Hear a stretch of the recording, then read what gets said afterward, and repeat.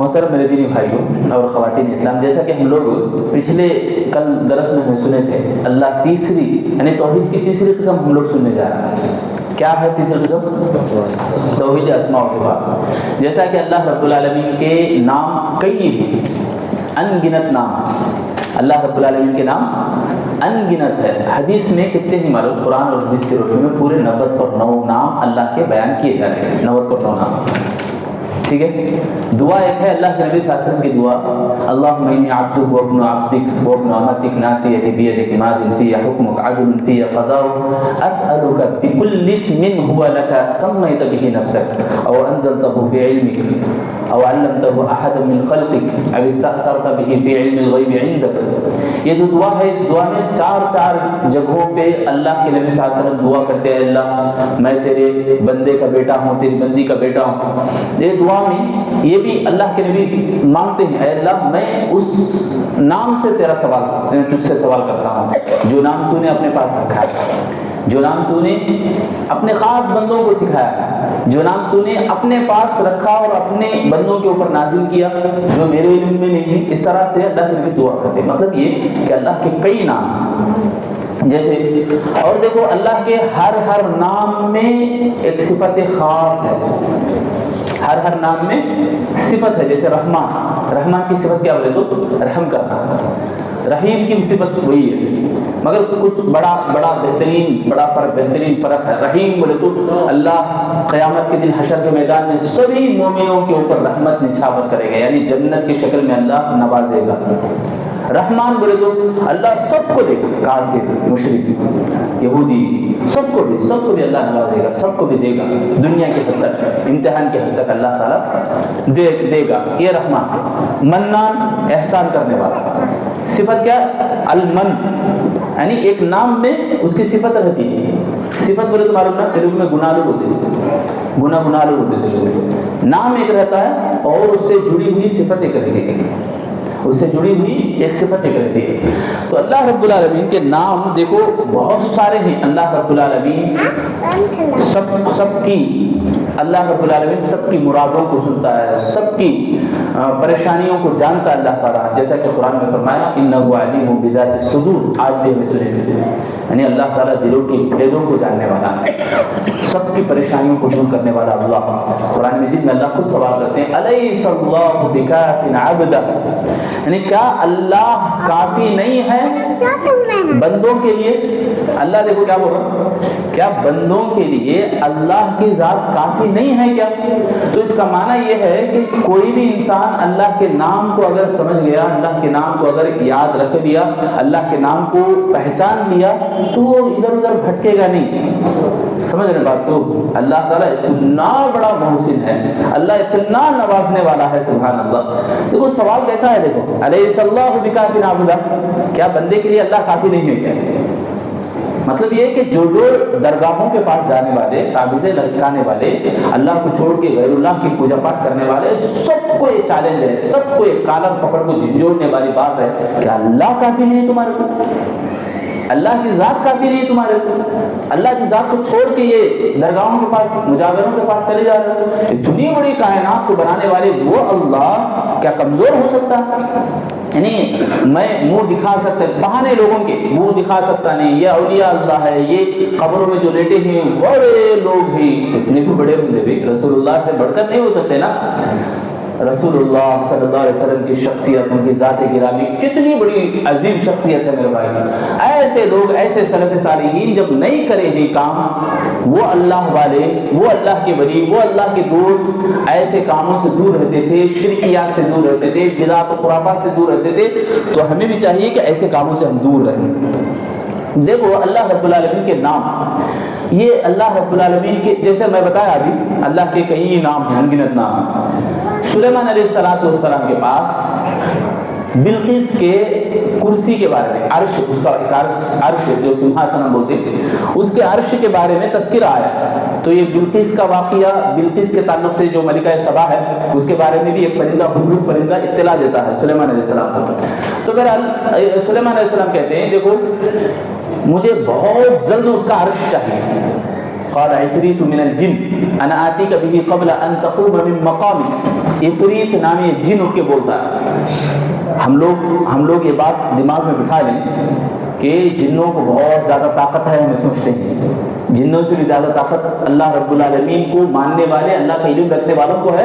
یہ واقعی اس لیے سمجھ میں آتا ہے. جن بولتا ہے کہ میں تمہیں اٹھنے سے پہلے زرد لا دوں گا, یعنی اتنی اسپیڈ سے میں لاؤں گا کہ تمہیں ہاں بیٹھے نہیں مجلس میں, اٹھنے سے پہلے میں لا کے رکھوں گا. قال الذي عنده علم من الكتاب انا آتيك به قبل ان يرتد طرفك. ایک آدمی اٹھ کے کھڑا ہوتا ہے, آدمی کا ذکر ہے یہاں پہ. الذي عنده علم من الكتاب, اس کے پاس کتاب کا علم ہے, کتاب کا علم ہے. وہ آدمی کھڑا ہوگا اور کہے گا اے سلیمان علیہ السلام تمہیں آنکھ ایسا جھپکنے کی جو مدت ہے, آنکھیں جھپکتے نا ہمیں پلک مارتے, کیا گھنٹہ لگتا, 2 گھنٹے لگتے, پلک سیکنڈ میں بھی, سیکنڈ بھی نہیں ہے, پلک مارنے کے لمحے کے اندر میں لا لوں گا.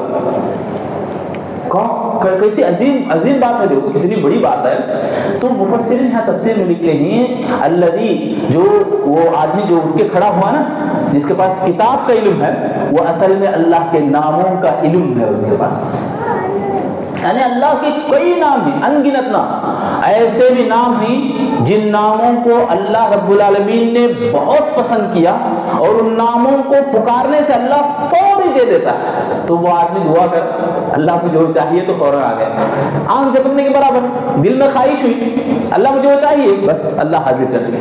یعنی اللہ کا وہ نام جس نام کو لینے سے, جس نام کو پکارنے سے اللہ تعالیٰ بہت پسند کرتا ہے اور اس کی مراد کو پورا کر دیتا ہے. یہ اس آیت کے اندر بتایا جا رہا ہے. قال الذی عنده علم من الکتاب انا آتیک بہ قبل ان یرتد الیک طرفک. تمہارے آنکھیں ایسا مجھ کو کھولنے سے پہلے میں تمہارے سامنے وہ ملکہ سبا کا عرش لا کے رکھوں گا. تو ہمیں یہ بات بھی سمجھ میں آتی ہے کہ علم یہ بہت بڑی طاقت ہے, بہت بڑی طاقت ہے. اس واقعے سے ہمیں سمجھ میں آتا ہے. تو اس میں یہ بھی مجھے بتانا ہے کہ اللہ کے کئی نام, جیسے ہمارے کو جتنا معلوم ہے 90 پر 9 نام جو ہمیں بولتے ہیں, 90 پر 9 نام کی حدیث ہے. دراصل ابو ہریرہ رضی اللہ تعالیٰ عنہ کی حدیث کہ 90 پر 9 ناموں کے تعلق سے اللہ کے نبی صلی اللہ علیہ وسلم فرماتے ہیں من احصاها دخل الجنہ.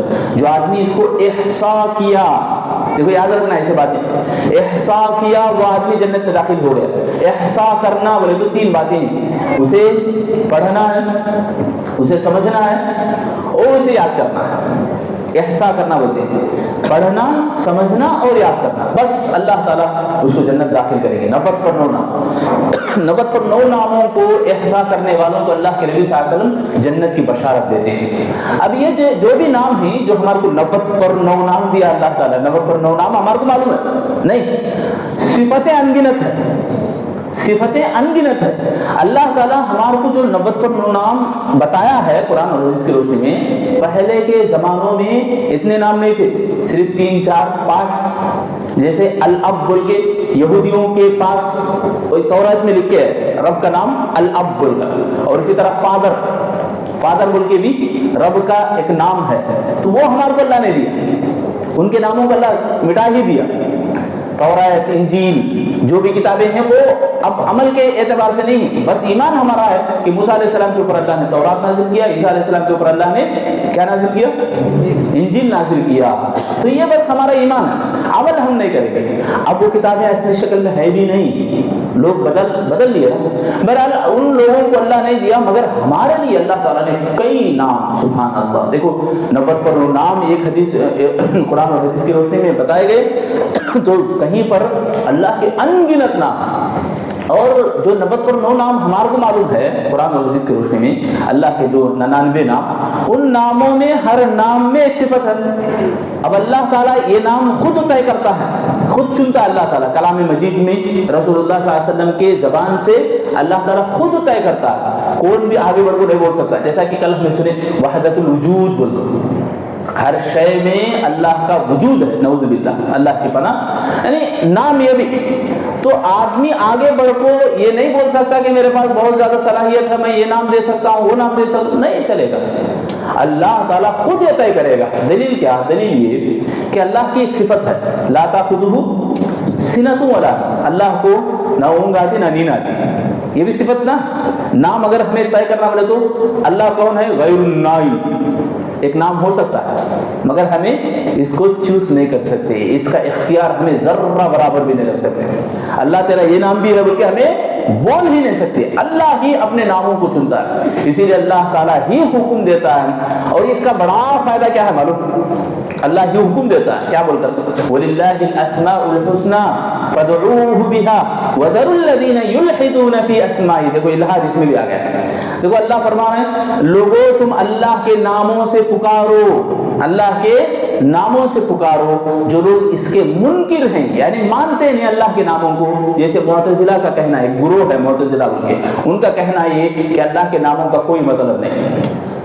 بڑے جھوٹے بہت گمراہ فرقہ ہے یہ کہ ان کا ماننا یہ کہ اللہ کے ناموں کا کوئی معنی اور مطلب نہیں, یہ وہ سمجھتے ہیں. جبکہ اللہ حکم دیتا ہے کہ اللہ کے ناموں سے پکارو. بہت بڑا فائدہ کیا ہے میرے بھائیوں؟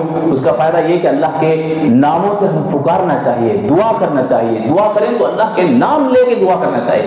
اے منان تو احسان کرنے والا ہے, مجھ پر احسان فرما. اے ستیر تو پوشیدہ کرنے والا ہے, تو چھپانے والا, اللہ میرے گناہوں کو چھپا دے. اے غفور, اے غفار تو گناہوں کو بخشنے والا ہے, مجھے بخش دے. العفو, العفو, اللہم انکا عفو تحب العفو فاعف عنی. عفو کیا معنی؟ اللہ تو درگزر کرنے والا, اللہ مجھے درگزر فرما. تو درگزر کو بہت محبت کرتا ہے. دیکھو کیسے یہ جملے ہیں, یہ کیسے عجیب عجیب جملے, یعنی اللہ کو بہت پسند آنے والے نام ہیں. اور حدیث میں بتایا جاتا ہے کہ اللہ کے بڑے بڑے نام, بڑے بڑے نام اگر ہم دیکھیں, سب سے بڑا اسم الاعظم اگر کوئی ہے تو دو معنی, دو وجہ بتاتے ہیں مفسرین. یہ کہ اللہ, لفظ اللہ ہی اسم الاعظم ہے, یعنی تمام ناموں میں سب سے عظیم نام اللہ خود اللہ ہے. دوسرا الحی القیوم, یہ اللہ کو بہت پسند ہے. حدیث میں آتا ہے جو بھی آدمی الحی القیوم کے نام سے پکارے اور دعا کرے اللہ اس کی دعا کو قبول فرماتا ہے. آپ بتا سکتی صبح شام کی دعاؤں میں ایک دعا ہے الحی القیوم.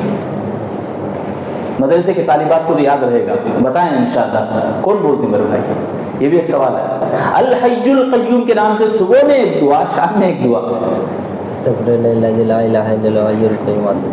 استغفار کی دعا. دوسری دعا بتاتے ہیں ماشاءاللہ, دو دعائیں ہیں. ویسا ہے تو میں ایک دعا دماغ میں رکھا تو دو دعائیں ہیں. ایک دعا یہ بتائے استغفر اللہ الذی لا الہ الا هو الحی القیوم واتوب الیہ. استغفار اس کی فضیلت تو بہت بہترین ہے, یعنی یہ دعا جو بھی کرے اللہ اس کی مغفرت دے دیتا ہے, اس کو بخش دیتا ہے. اور ایک دعا ہے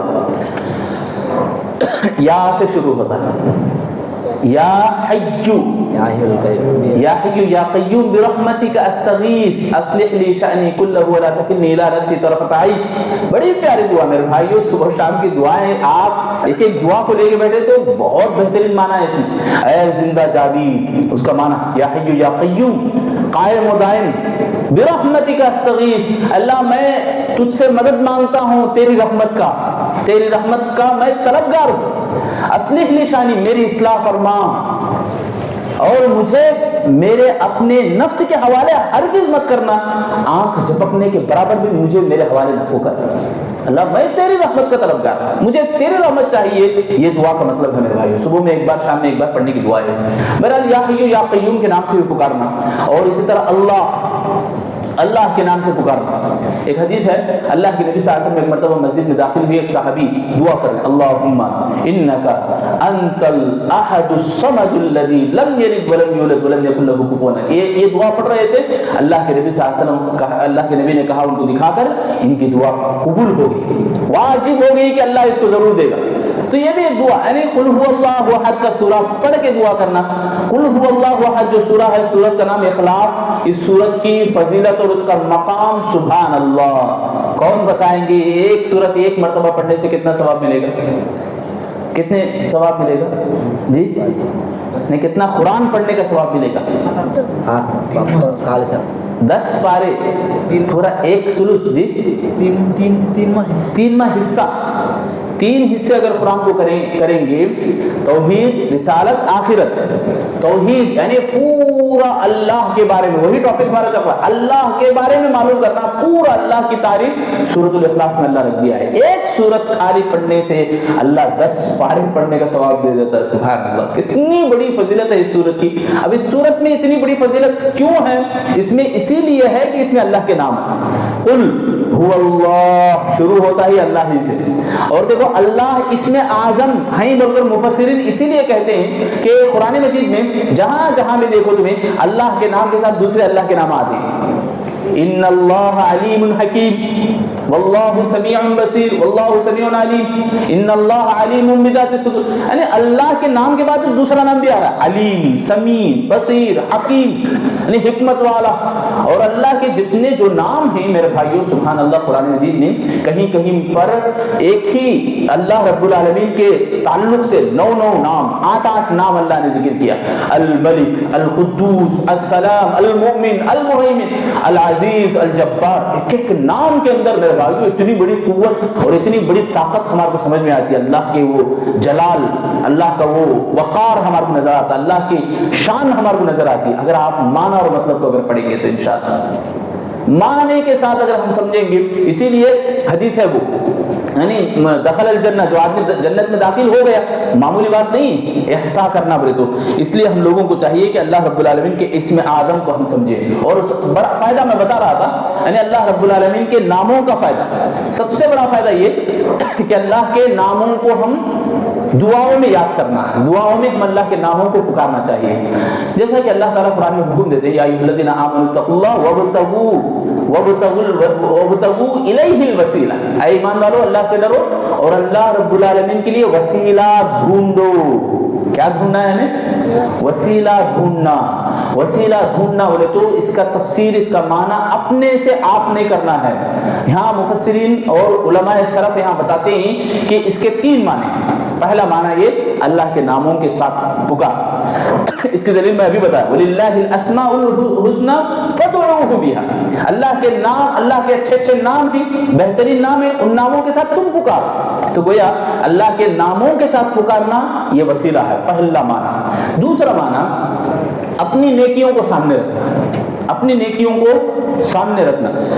جیسا کہ وہ بخاری کا واقعہ آپ کو یاد ہوگا کہ 3 مسافر جا رہے تھے تو بڑا طوفان آیا، غار میں چھپ گئے، غار میں جو دروازہ تھا، منہ تھا، وہ بند ہو گیا، تینوں نے پھنس گئے اور کوئی ان کو سہارا نہیں تھا بچنے کے لیے، باہر نکلنے کے لیے۔ تو تینوں نے بیٹھ کر دعائیں کی، سب نے اپنے اپنے نیکی کو سامنے رکھا تو وہ نیکیاں ان کو بچائیں۔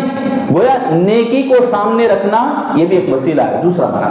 تیسرا معنی یہ کہ ہمارے عام معاملات، جیسے کہ ہمارے جنرل میں ہوتا ہے، جو بھی بڑے بڑے مصیبتیں، پریشانیاں، بارش نہیں ہوتی، عام بیماری لگ جاتی ہے، بڑے پریشان ہیں، تو ایسے عام بیماریوں کو دور کرنے کے لیے کسی ایک عالم یا بزرگ جو نیک ہو، تقوی سے لبریز ہو، متقی آدمی ہو، ایسے تقوی شعار آدمی سے درخواست کرنا دعا کی۔ فون جب بھی رکھتی بولنا دعا میں یاد رکھو، دعا کرو، جانے سے پہلے دعا کی درخواست۔ یہ مذاق ہے، یہ علماء بولتے ہیں اس طرح نہیں کرنا چاہیے ہمیں۔ دعا کی درخواست، بات بات پہ دعا کی درخواست، یہ نہیں کرنا۔ دعا کی درخواست ان لوگوں سے کرنا جو اللہ سے ڈرنے والے ہیں، پہلی بات۔ اور دعا کی درخواست اس وقت کرنا امت کا فائدہ ہو، ہمارے کو امت کو فائدہ ہونا۔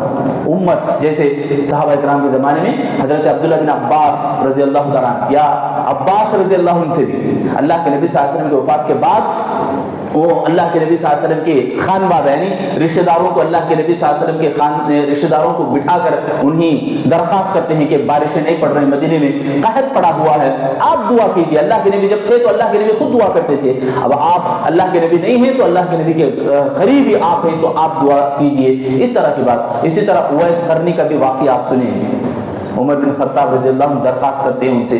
تو بہرحال ایسے اللہ سے ڈرنے والے اور ایک امت کو فائدہ پہنچنا، یہ بات ہے توحید اسماء و صفات کے سلسلے میں۔ آج انشاءاللہ اتنا ہم ختم کریں گے یہاں پر۔ اللہ تعالیٰ سے دعا کرتے ہیں الہ العالمین سے کہ اللہ رب العالمین ہم تمام لوگوں کو جو بھی باتیں قرآن و حدیث کی روشنی میں سنی ہیں سمجھنے اور عمل کرنے کے اللہ ہم سب کو توفیق عطا فرما۔